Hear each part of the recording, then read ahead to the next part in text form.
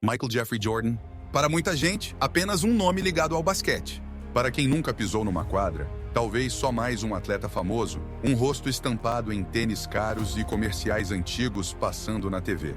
Mas no universo do esporte, ele é outra coisa. Se você é leigo, pensa assim, ele é o Pelé do basquete.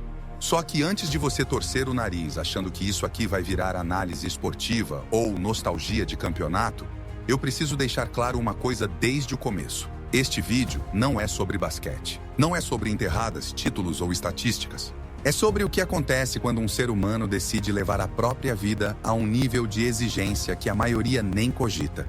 É sobre disciplina, obsessão, solidão, responsabilidade e o preço psicológico de querer ser inevitável. Porque ler o livro do Jordan não me deu vontade de jogar bola. Me deu vontade de rever a forma como eu vivo. Se você já acompanha meus vídeos, sabe que quando eu trago a história de alguém, não é para idolatrar nem romantizar sucesso. Eu não conto trajetórias para dizer, olha como ele é incrível. Eu conto para extrair a parte incômoda, a parte que dói, a parte que revela o custo real por trás do mito.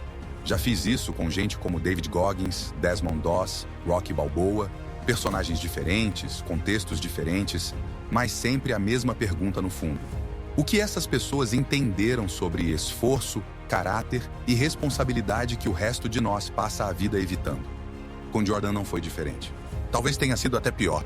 Como se alguém tivesse colocado um espelho na minha frente e perguntado sem gentileza nenhuma: é só isso que você vai fazer com o seu potencial? Então, antes de falar de troféus ou jogadas históricas, eu quero te contar o que essa leitura fez comigo. Porque no fim das contas, a quadra é só o cenário. A história real é sobre mentalidade.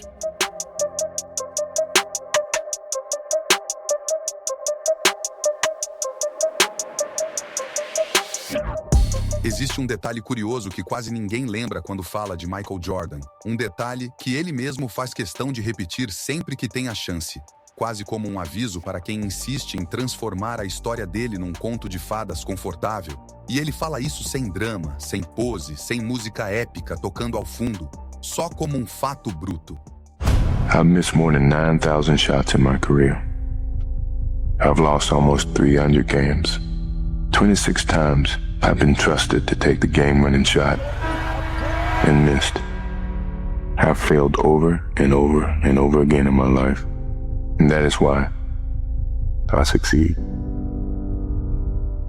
Quando você ouve essa frase pela primeira vez, ela parece só mais uma dessas citações motivacionais bonitas que cabem num pôster de academia ou numa imagem de Instagram, algo feito para inspirar rápido e ser esquecido no dia seguinte, mas quando você lê a história com calma, percebe que não tem nada de romântico ali, não tem heroísmo limpo, tem peso, tem desgaste, tem um histórico quase violento de insistência. Porque o mundo adora vender talento, dom natural, genética abençoada, os lances bonitos passando em câmera lenta com trilha épica por trás.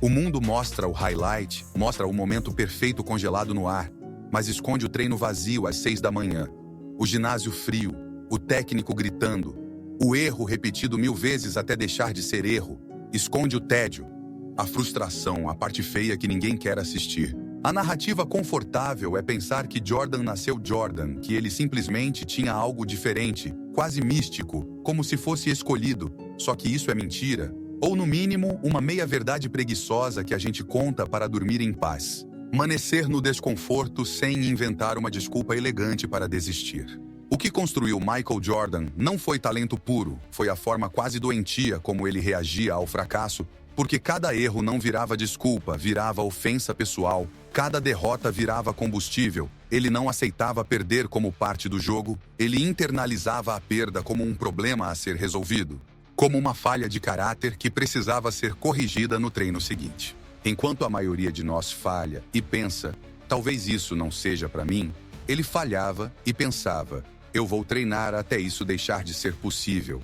E essa diferença de interpretação, esse diálogo interno, é o que separa alguém comum de alguém que vira inevitável.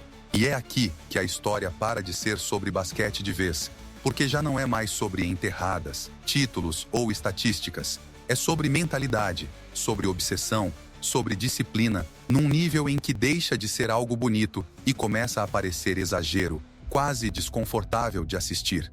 É sobre pegar a própria derrota em vez de se vitimizar e transformar aquilo em matéria-prima, em ferramenta, em combustível bruto.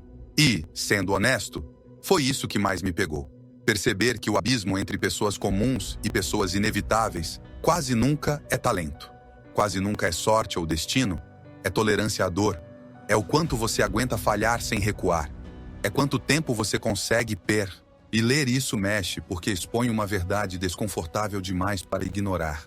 A maioria de nós diz que quer vencer, mas só até o ponto em que dói, só até o ponto em que exige esforço extra, só até o ponto em que a vida deixa de ser confortável. Jordan queria vencer mesmo quando era ridículo, mesmo quando ninguém estava vendo, mesmo quando não valia troféu nenhum. Ele tratava cada detalhe como decisivo, cada treino como julgamento final. E talvez seja exatamente assim, nessa soma de pequenas obsessões invisíveis, que alguém deixa de ser comum e se torna inevitável.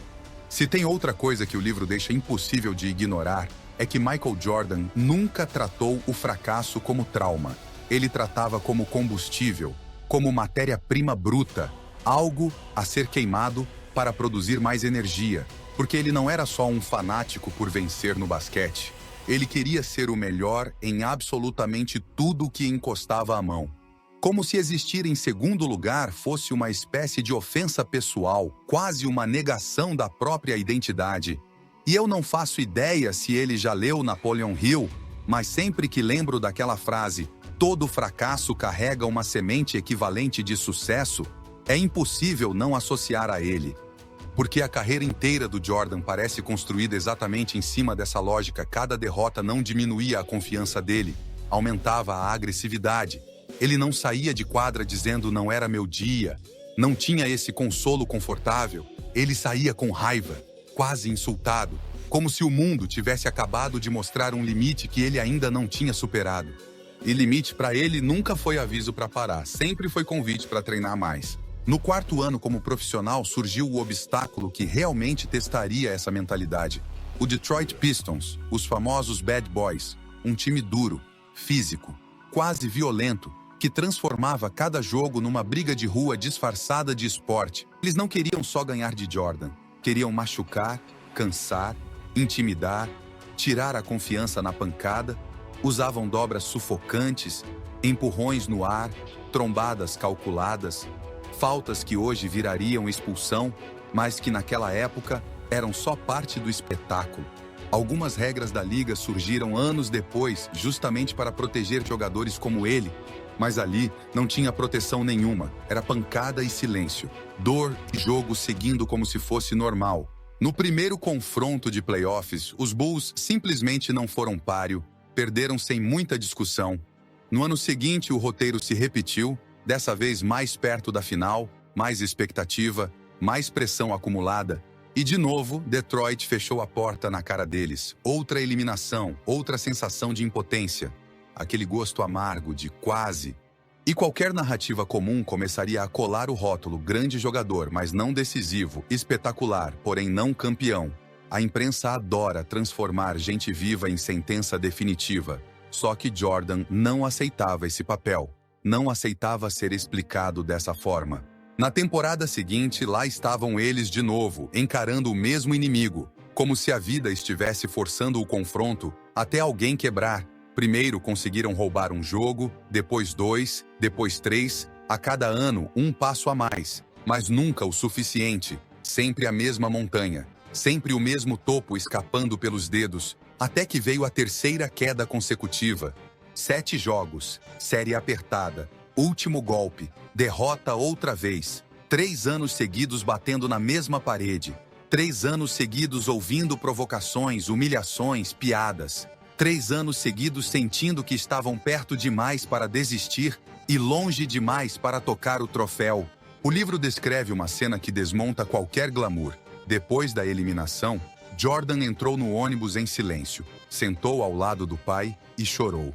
Não o choro bonito de filme com trilha sonora inspiradora, mas o choro pesado de alguém exausto de tentar, de alguém que colocou tudo em quadra e ainda assim não foi suficiente. E é aí que a história fica humana de verdade. Antes do mito, antes da marca bilionária, antes dos 6 anéis, Tinha só um cara falhando repetidamente diante do mesmo adversário, sem garantia nenhuma de que um dia daria certo. A diferença é que, em vez de interpretar aquilo como prova de incapacidade, ele interpretou como treinamento, quase como um diagnóstico frio. Se os Pistons eram mais fortes, ele ficaria mais forte. Se o jogo era físico, ele ganharia músculo. Se faltava resistência, ele treinaria até o corpo aguentar. Cada derrota virava planilha, cada trauma virava ajuste. Ele não fugia do fracasso nem dramatizava o fracasso.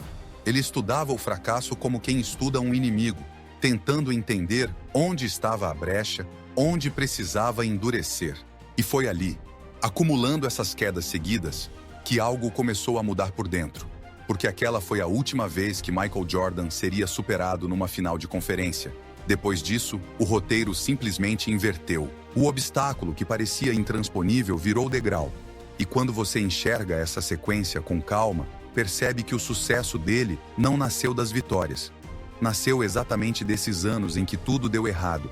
Enquanto a maioria das pessoas para na primeira pancada, inventa desculpa.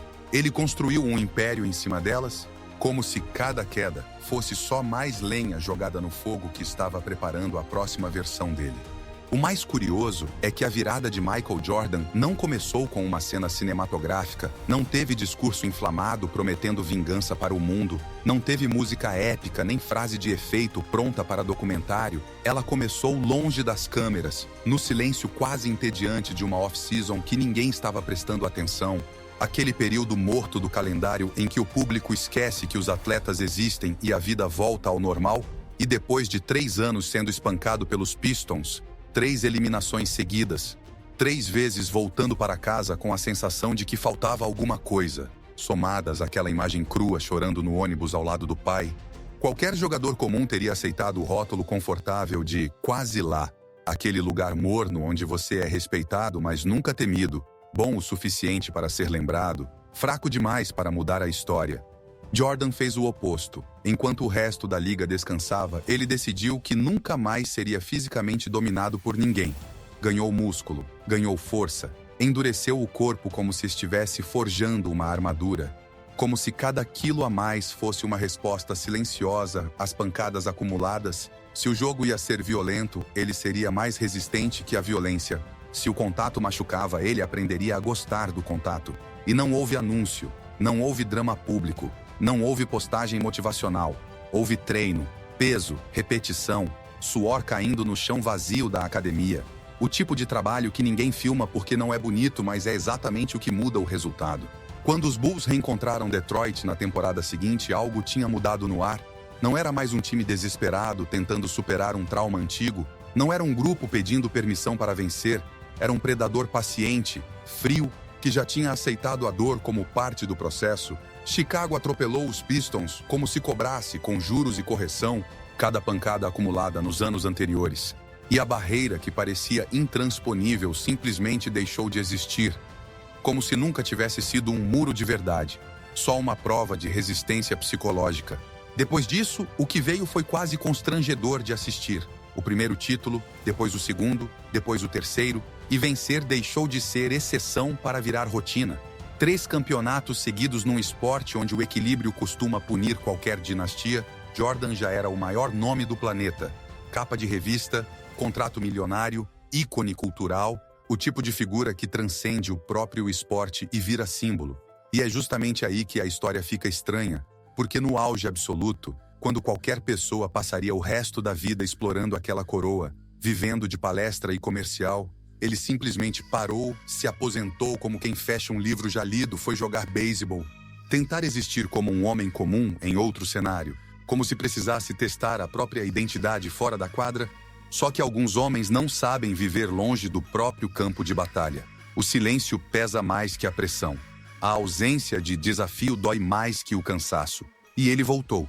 E para qualquer atleta, voltar depois de anos parado costuma significar declínio, reflexos mais lentos, corpo mais pesado, espaço tomado pelos mais novos.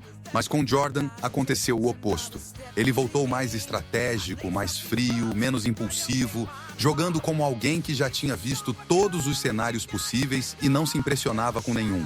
como um veterano de guerra que anda no meio do caos com calma demais. E então fez de novo o que já parecia absurdo da primeira vez. Levou os Bulls a mais 3 campeonatos consecutivos, 6 títulos no total, 2 tricampeonatos separados por uma aposentadoria no meio. O tipo de coisa que não cabe na lógica de fase boa ou sorte, porque sorte não se repete com essa precisão. Isso é outra coisa. É a recusa absoluta em aceitar que o teto já foi atingido. É a decisão diária de continuar exigindo mais de si mesmo quando todo mundo já está satisfeito. Foi aí que caiu a ficha para mim de que essa história nunca foi sobre basquete. O esporte é só o cenário, a quadra é só o palco. O que está em jogo é outra coisa. É a mentalidade quase obsessiva de se recusar a ficar pequeno depois de perder, de se recusar a usar fracasso como desculpa confortável. E a verdade incômoda é que nós nunca vamos chegar perto de ser um Michael Jordan, seja no basquete, na arte ou na vida. Pessoas assim são anomalias estatísticas, acidentes raros da história. O mundo não é feito de gênios obsessivos, é feito de gente comum tentando sobreviver à segunda-feira. Mas talvez esse nunca tenha sido o ponto. A história dele não existe para nos transformar em lendas. Existe para nos constranger, para esfregar na nossa cara o quanto a gente negocia esforço, o quanto aceita atalhos, o quanto se contenta com bom o suficiente e chama isso de maturidade. Jordan não virou o maior porque nasceu com um dom mágico. Ele virou o maior porque decidiu todos os dias agir como se perder fosse inaceitável. E como se cada fracasso fosse material de construção. Eu não posso ser Michael Jordan, você também não. Mas isso é irrelevante, porque no fim vencer nunca foi sobre dom. Foi sobre quem suporta o silêncio do treino, a repetição invisível, os anos em que ninguém aplaude. Foi sobre quem aguenta ficar sozinho tempo suficiente para deixar de ser promessa e virar inevitável.